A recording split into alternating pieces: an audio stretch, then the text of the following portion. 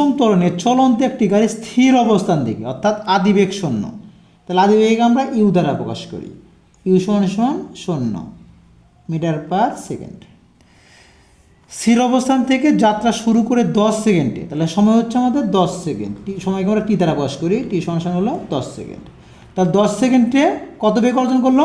20 metre per second বেগ অর্জন করে। তাহলে আমাদের শেষ বেগ হচ্ছে 20 মিটার পার সেকেন্ড। তাহলে শেষ বেগ আমরা ভি দ্বারা প্রকাশ করি, তাহলে ভি সমান হচ্ছে 20 মিটার পার সেকেন্ড।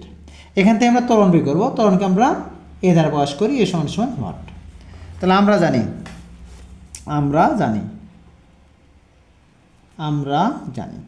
তাহলে ত্বরণ নির্ণয় সূত্র কি জানি? আমরা জানি ত্বরণ নির্ণয় সূত্র এ সমান জানি V minus you by T. তাহলে ভি এর মান কত পেয়েছি আমরা? ভি এর মান আমাদের 20, তাহলে ভি এর জায়গায় আমরা 20টা বসিয়ে দিব, মাইনাস ইউ এর মান দেখো কত আছে? 0, তাহলে ইউ এর জায়গায় আমরা 0 বসিয়ে দিব। টি সময়, তাহলে সময় কত সেকেন্ড? 10 সেকেন্ড, তাহলে টি এর জায়গায় আমরা 10 বসিয়ে দিলাম। তাহলে 20 থেকে যদি 0 বিয়োগ করি কত পাবো?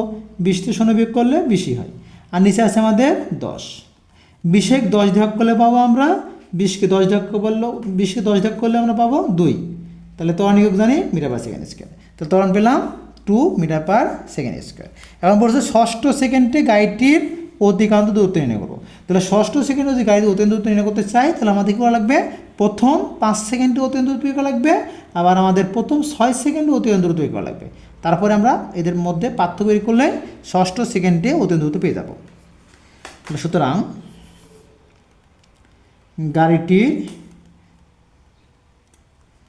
গাড়িটির প্রথম 5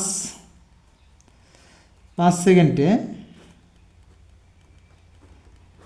অতিক্রান্ত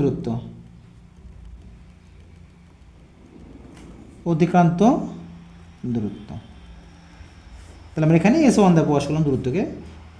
তাহলে সাইড নোটগুলো দিয়ে দিই এখানে।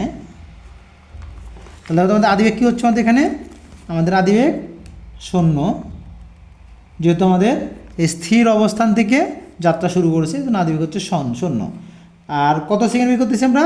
5 সেকেন্ডে, তাহলে টি সমান হচ্ছে 5 সেকেন্ড। এবার দেখো ত্বরণ পেয়েছি, ত্বরণ কত পেয়েছি আমরা?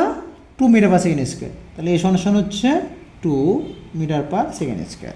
এখান থেকে আমরা কী করবো? 5 সেকেন্ড অত্যন্ত দূরত্ব বের করবো, দূরত্বকে আমরা এস দ্বারা প্রকাশ করি। তাহলে এখানে S1 সমান ওয়াট দিয়ে দিলাম। তাহলে আমরা জানি